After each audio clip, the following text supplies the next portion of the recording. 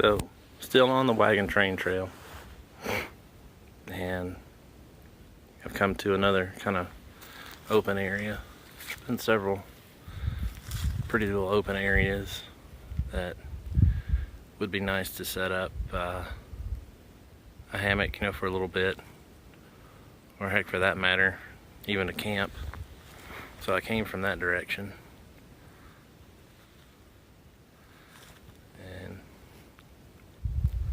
of course, we got mountains on both sides. Then head on down this direction. I don't know how much further I'll go. I don't know how far I've been. I don't want to go too far without having my my hydration pack. So I've been using icicles to get some water, but I'm just really surprised at how mild the trail is, how easy it is to walk,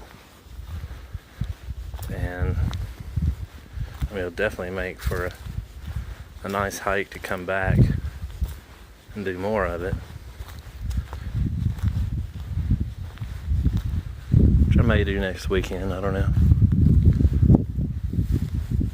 but it's definitely very pretty. I don't know why it's taken me so many years to actually get into hiking and realize that there's this much beauty in Georgia, and to get out and take advantage of it.